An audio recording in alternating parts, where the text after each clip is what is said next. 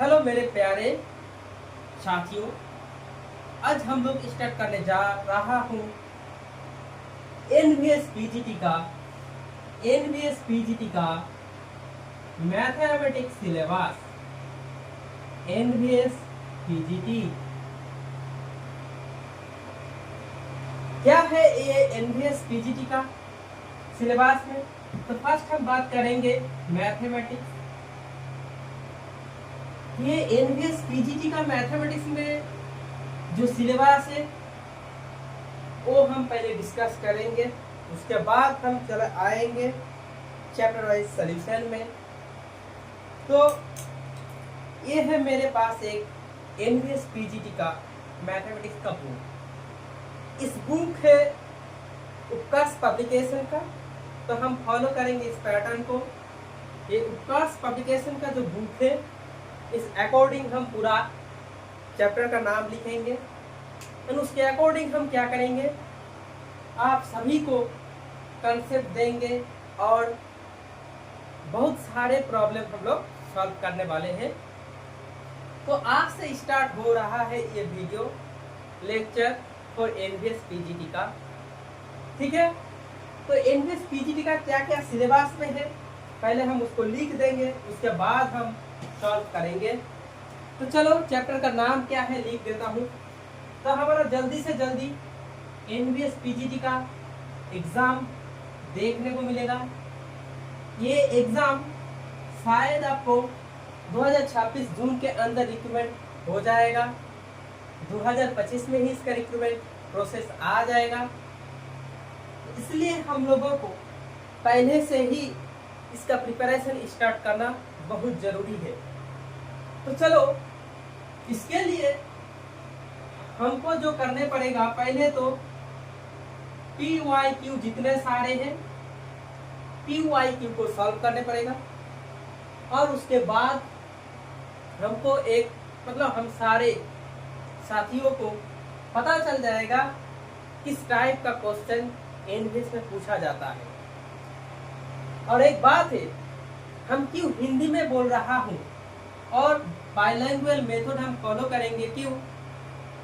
Because NVS होता है एक सीबीएसई बोर्ड का स्कूल और इस स्कूल में बाइलैंग्वेज मेथड में पढ़ाया जाता है। बाइलैंग्वेज मेथड अपनाता हूँ इसीलिए कि कभी अगर हम लोगों का सिलेक्शन हो जाए तो इंटरव्यू बोलो, डेमो क्लास बोलो, इसी में प्रॉब्लम आना नहीं चाहिए। तो ये बात ध्यान रखते हुए हम लोग आगे बढ़ेंगे अकॉर्डिंग सिलेबस। तो हम एक बुक फॉलो कर रहा हूँ जो है पीजीटी एनवीएस का किताब। जस्ट ये एक सैंपल बुक हिसाब से हम इसको फॉलो करेंगे, लेकिन इसी से हम हर मैथ नहीं करवाएंगे। क्यों नहीं करवाएंगे? क्योंकि इसी में ज़्यादा रिसोर्स नहीं है, हमको और दूसरा बुक फॉलो करने पड़ेगा। तो इसलिए हमको क्या करने पड़ेगा पहले देख लो। तो इसमें जो सिलेबस है उसमें तुम्हारा कंटेंट किसके ऊपर है? कंटेंट है पूरा के पूरा कंटेंट सीबीएसई बोर्ड का क्या है, 11th and 12th standard math and उसके अकॉर्डिंग और भी है जो बीएससी का सम टॉपिक। ये पूरा चीज मिला के हमारा सिलेबस तैयार होगा एनवीएस पीजीटी का। तो पहला कंटेंट क्या क्या होता है हम इस अकॉर्डिंग में लिख देंगे। तो पहले ये बोर्ड को हम दो भाग में बांट दिया है। तो देखो अलजेब्रा में क्या है, फर्स्ट ऑफ ऑल अलजेब्रा, उसके बाद हम लिखेंगे जियोमेट्री। अच्छा अलजेब्रा में हम लिख देता हूँ पहले क्या होता है। अलजेब्रा में है नंबर 1 चैप्टर है theory of equation theory of equations and symmetric functions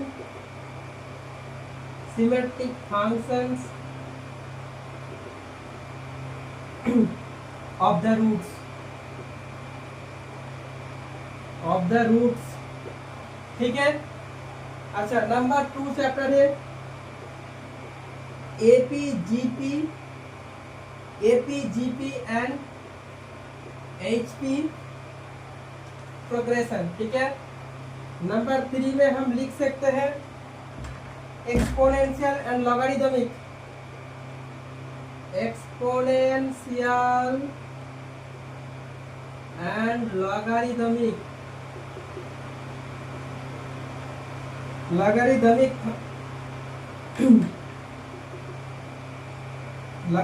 series. Number 4 है परम्यूटेशन एंड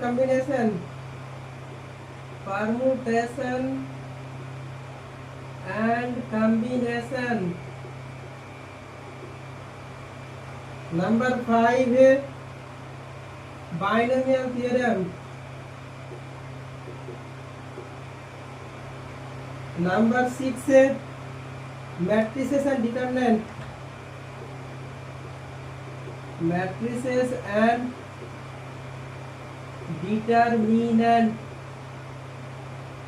नंबर 7 है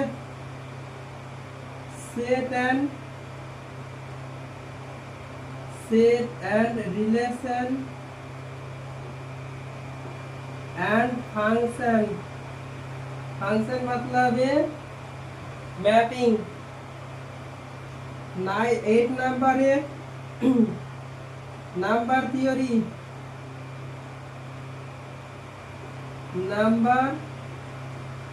थ्योरी। उसके बाद है 9 नंबर क्या है ग्रुप थ्योरी। ये देखो ग्रेजुएशन का है ग्रुप थ्योरी। उसके बाद है 10 नंबर लीनियर अलजेब्रा। इसके मतलब लीनियर अलजेब्रा मतलब क्या है, पूरा के पूरा ग्रेजुएशन पढ़ने पड़ेगा। पूरा के पूरा क्या पढ़े प्यारे साथियों, ग्रेजुएशन का चीज पढ़ाई करने पड़ेगी। अच्छा, उसके बाद है इधर हम लिख देता हूँ 11 number, that is 11 number means probability.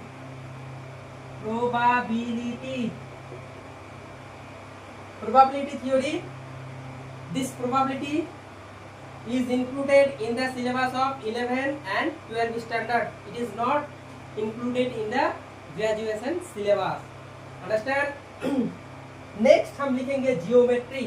Next हम क्या लिखेंगे, जियोमेट्री। हम इधर डिनोट कर देता हूँ जियोमेट्री को। जियोमेट्री, तो जियोमेट्री में क्या है,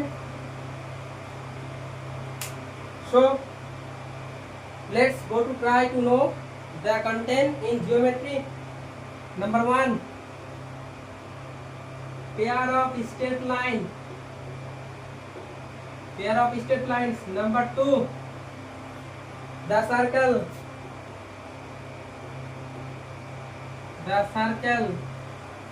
number 3 parabola, number 3 the parabola. ठीक है दोस्तों। Number 4 the ellipse.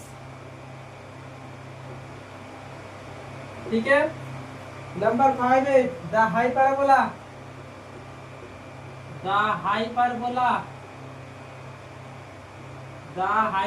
नंबर 6 है द हाइपरबोला हो गया। The polar equation. अच्छा मेरे दोस्तों, पोलर इक्वेशन के बाद हम बोल रहा हूँ इधर किसका पोलर इक्वेशन हम ले लेंगे, कॉनिक सर्कल कॉनिक का ले लेंगे, ellipse, parabola, hyperbola, straight line, इस सभी का पोलर इक्वेशन हम ले लेंगे। Polar equation, I hope it is very clear to you. इस सारे के सारे चैप्टर कहाँ में है, जियोमेट्री में है। अगर इस जियोमेट्री की बात करें तो कौन टाइप का जियोमेट्री होता है? 2D का। अब हम आएंगे नेक्स्ट जियोमेट्री के बाद, that is called analytical geometry, sorry analytical solid geometry. अब प्यारे साथियों, हमको आप पूछेगा कि एनालिटिकल सॉलिड जियोमेट्री क्या होता है भाई? एनालिटिकल सॉलिड जियोमेट्री होता है 3 डायमेंशन का जो चीज होता है वो हम सॉलिड आकार में, जो सॉलिड होता है 3 डायमेंशन में जो चीज सॉलिड होता है उसी को हम क्या बोलेंगे? एनालिटिकल सॉलिड रिजिड बॉडी बोलेंगे। तो इधर मतलब सॉलिड ज्योमेट्री मतलब हम इधर क्या करेंगे? 3 डायमेंशन में जो चीज आता है उसको हम पकड़ेंगे। तो चलो 3 डायमेंशन का क्या क्या चीज है हम डायरेक्ट लिख देते हैं 3D। तब अब सभी को ये समझ में आ जाएगा। तो चलो पहले क्या लेंगे, इसको 7 नंबर दे देता हूँ क्योंकि ये कहाँ है? जियोमेट्री का अंदर ही है। तो इसका हम लिखेंगे द फंडामेंटल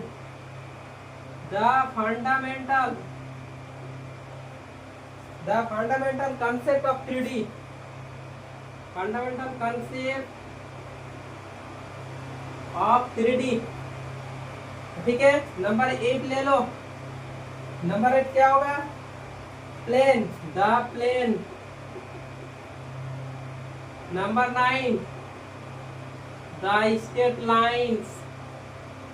इधर हम स्ट्रेट लाइन पकड़ेंगे, ठीक है? तो स्ट्रेट लाइन कर दो, ये लेने का प्लूरल फॉर्म लेने का कोई जरूरत नहीं है। नंबर 10 कर देंगे, क्या करेंगे? प्लेन हो गया, स्ट्रेट लाइन हो गया। Next, what is the next chapter? Sphere, the sphere. 11 number the cylinder.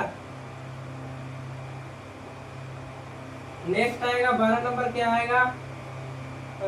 Cylinder, sphere हो गया है। और एक आएगा कोन, द कोन। ये सारे के सारे कहाँ है? जियोमेट्री के अंदर है। I hope it is very clear to you. Now आएगा ट्राइकोनोमेट्री। तो पहले हम बोल देंगे, तो 2 चीज लिखा है, अलजेब्रा लिखा है, जियोमेट्री लिखा है। उसके बाद आएगा और एक लिख देंगे, हम डायरेक्ट लिख देंगे। अच्छा, इंटीग्रल पार्ट तो इधर लिखा जाएगा क्या? अच्छा ठीक है। अच्छा, लिख देता हूँ वेक्टर एनालिसिस है। अच्छा, हम इंटीग्रेशन पार्ट लिख देंगे। अच्छा इधर, अच्छा इसके बाद हम लिखता हूँ, ठीक है? ये सारे के सारे चैप्टर क्या है? इस एनबीएस पीजीटी का सिलेबस का अंदर ही है। और भी बहुत सारे चैप्टर है, हम नेक्स्ट में लिखता हूँ। The next part is trigonometry. The next part is ट्राइकोनोमेट्री।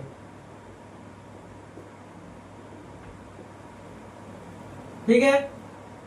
Now I divided this board into 2 parts. So trigonometry, what are the chapter in this topic? The trigonometry is mainly the portion of class 11 according to CBSE or any state board. So what the topics are included in trigonometry? Number one, trigonometrical ratio. Trigonometrical ratios and identities. This is the number 1 chapter. Number 2 chapter is trigonometrical equation. Trigonometrical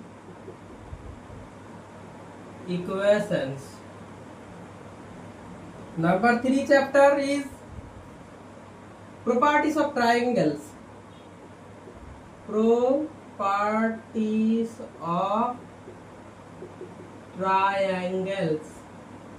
Number 4 is height and distance.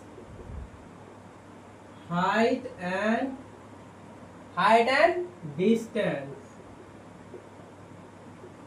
Okay, height and distances. Number 5 chapter is inverse circular function, inverse circular function, inverse circular functions. Number 6 is hyperbolic function. Number 6 is hyperbolic function.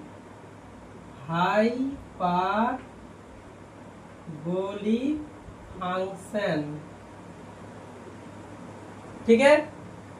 Number 7 is complex number and De Moivre's theorem. Complex number and De Moivre's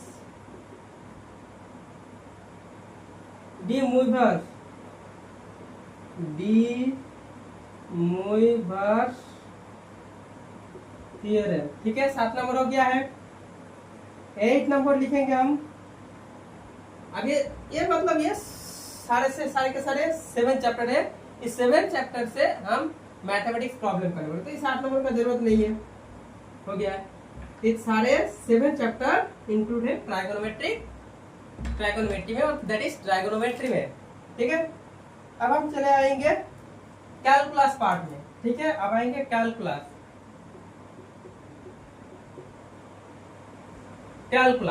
तो calculus में क्या है?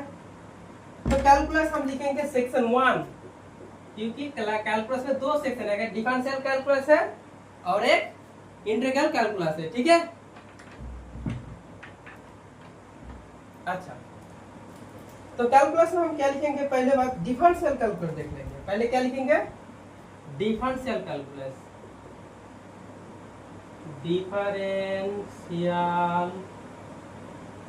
Differential लिखने से ही हो जाएगा, जरूरी नहीं कि फुल हम लिख देंगे. अच्छा, इसमें एक तो है फंक्शन तो आप सीखा है, कोई बात नहीं है. फंक्शन देखो, इस जो हम सिलेबस अकॉर्डिंग जो चैप्टर का नाम और टॉपिक लिख रहे हैं ना, ये सारे के सारे कहाँ है? फुल डिटेल्स में हम लिख रहा हूँ. ठीक है. अच्छा, फंक्शन से नंबर 2 क्या है? Limit continuity differentiability. Limit continuity and differentiability. Differentiability हो गया. नंबर 3 क्या है? Number 3 Rolle's theorem.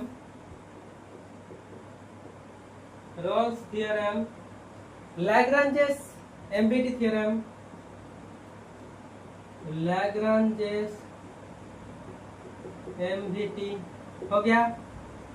और क्या है? टायलर्स थ्योरम.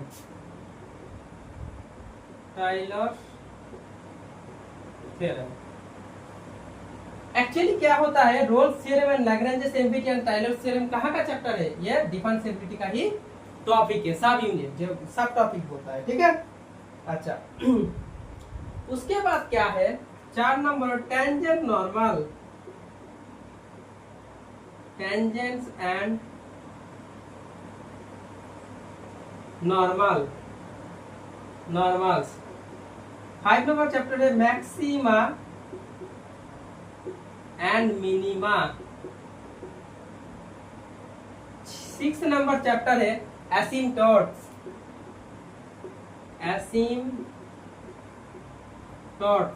7 नंबर चैप्टर क्या है? 7 नंबर है कर्वेचर.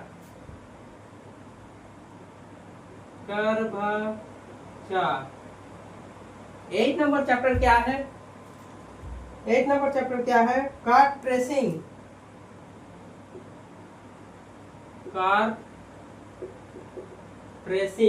पहले ये देखो, ये जो टेंजेंट नॉर्मल क्लास 12 का चैप्टर है. ठीक है. ग्रेजुएशन का भी है, लेकिन अभी क्या है? टेंजेंट एंड नॉर्मल क्लास 12 में आ गया है. मैक्सिमा मिनिमा क्लास 12 में भी है, ग्रेजुएशन में भी है. तो ये मैक्सिमा मिनिमा क्लास 12 और ग्रेजुएशन दोनों का पार्ट करने पड़ेगा. एसिम्पटोट्स, कर्वेचर, कार्ड ट्रेसिंग ये फुल्ली ग्रेजुएशन का सिलेबस है. और उसके बाद है 9 नंबर लिख देता हूं मैं, पार्शियल पार्शियल डिफरेंशिएशन,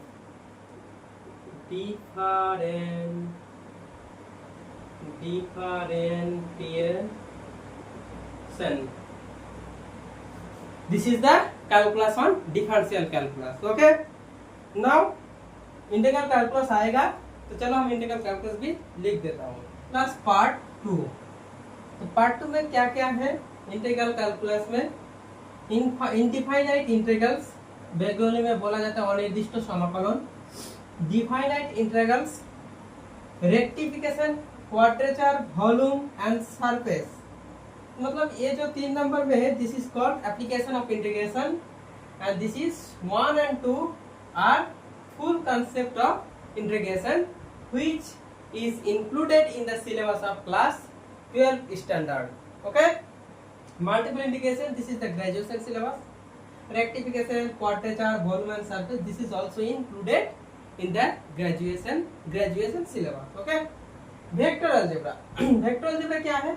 आप two triple scalar and triple vector product पर, मतलब पूरा डेफिनेशन से स्टार्ट करके scalar, unit vector, angle of two vectors, coplanarity, collinearity, equation of plane, equation of straight line, जितना सारा है सब कुछ इसके अंदर ही है। ठीक है, अब आ जाओ इधर डिफरेंशियल इक्वेशन। तो डिफरेंशियल इक्वेशन में क्या है? डेफिनेशन से स्टार्ट होगा क्लास 11 से, मतलब क्लास 11 या 12 में जो है एकदम पूरा गोरा से स्टार्ट होगा, बेसिक से।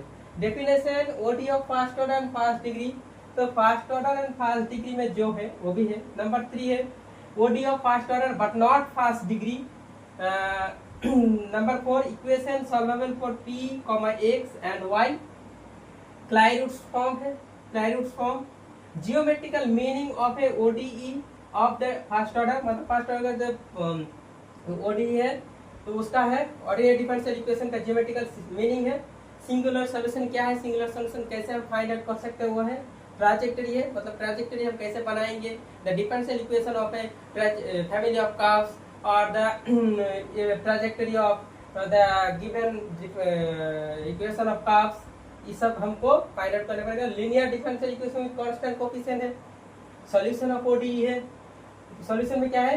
कॉम्प्लीमेंट्री फंक्शन और पार्टिकुलर इंटीग्रल। ठीक है, ये जो कैसे निकलता है उसका फॉर्म हमको सॉल्व करने पड़ेगी। ठीक है, तो ये है तुम्हारा डिफरेंशियल इक्वेशन और इंटीग्रल कैलकुलस और वेक्टर अलजेब्रा का syllabus. Next statics and dynamics से बाकी सिलेबस कवर हो जाएगा। चलो हम उसको भी देख लेता हूँ।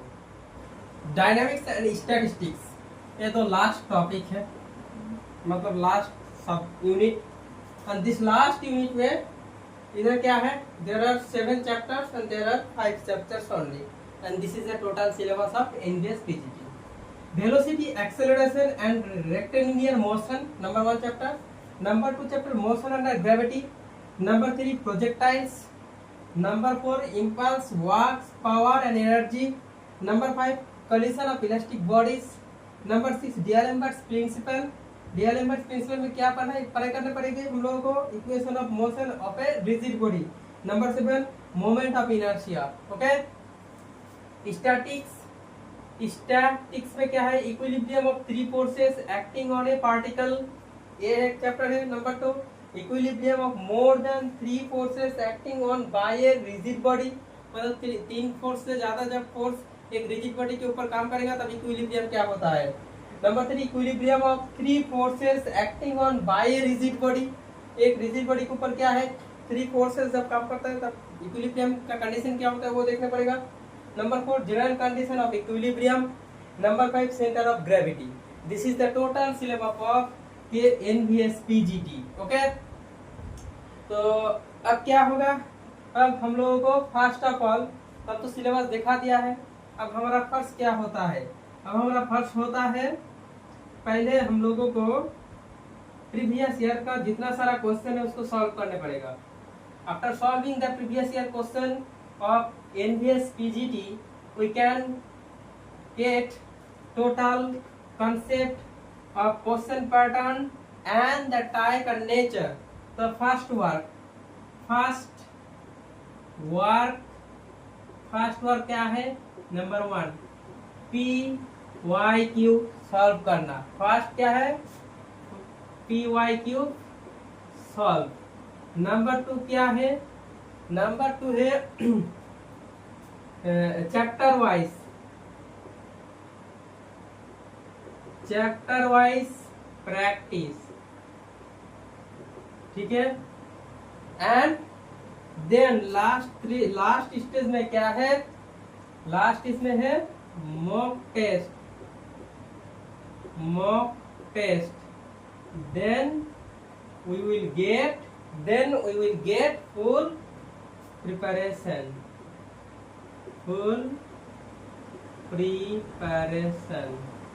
ओके। और इसके साथ साथ हम लोगों को जो जनरल पार्ट है, जनरल पार्ट उसको भी प्रिपेयर करना चाहिए। तो जनरल पार्ट में क्या क्या है? जनरल पार्ट में फर्स्ट है GK and CA, number 1। Number 2 है रीजनिंग। नंबर 3 है नॉलेज ऑफ ICT, ठीक है, मतलब कंप्यूटर नॉलेज। नंबर 4 है टीचिंग एप्टीट्यूड,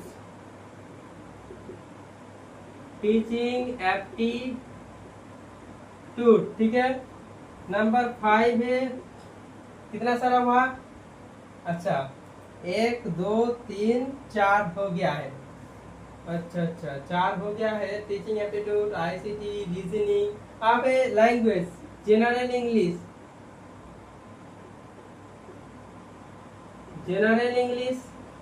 नंबर 6 है जनरल हिंदी, ठीक है। इतने सारा टॉपिक को पढ़ाई करना पड़ेगा, मतलब प्रिपरेशन लेने पड़ेगा इतना सारा टॉपिक को, ठीक है। और कुछ छूटा है क्या? 6 यूनिट हो गया। GK, current affairs, reasoning, knowledge of ICT, teaching aptitudes. और क्या है? हाँ, टीचिंग एप्टीट्यूड्स में एक भी रखो इधर, NAP 2020 भी पढ़ाई करना पड़ेगा। और कुछ है? अच्छा ये लेकिन क्या होता है मतलब क्वालिफाइंग मार्क्स होता है, ठीक है, ये क्वालिफाइंग मार्क्स होता है। और कुछ छूटा है क्या? और कुछ छूटा है कि नहीं? और कुछ छूटा है?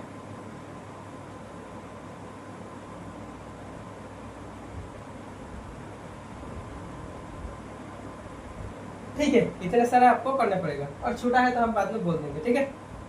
तो मतलब दोनों पार्ट को फुल प्रिपरेशन करना पड़ेगा, तभी होगा हम लोगों को सिलेक्शन का मजा।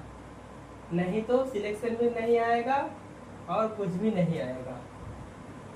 और एक बात है, NBS रेसिडेंटल स्कूल होता है, ठीक है। हम नेक्स्ट दिन हम डिस्कस करेंगे प्रीवियस ईयर। अच्छा प्रीवियस ईयर का क्वेश्चन क्या क्या होता है, एक देखो क्या क्या प्रीवियस ईयर हुआ है। एक नंबर हुआ है प्रीवियस ईयर क्या क्या हुआ, लास्ट लेटेस्ट है 2022 का, ठीक है, PYQ। 2 नंबर है 2019 का, 3 नंबर है 2016 का, 4 नंबर 2014 का। इतना सा प्रीवियस ईयर क्वेश्चन हम लोगों के पास अवेलेबल है। इस सभी ईयर्स का क्वेश्चन हम सॉल्व करेंगे। उसके बाद हम क्या करेंगे, चैप्टर वाइज प्रैक्टिस करेंगे, मॉक टेस्ट करेंगे, subject is ready. Okay, next हम क्या करेंगे, इसके पार्ट के हम कुछ प्रैक्टिस करेंगे। ये पार्ट ज्यादा से ज्यादा आपको कुछ सेल्फ स्टडी करना पड़ेगा, ठीक है।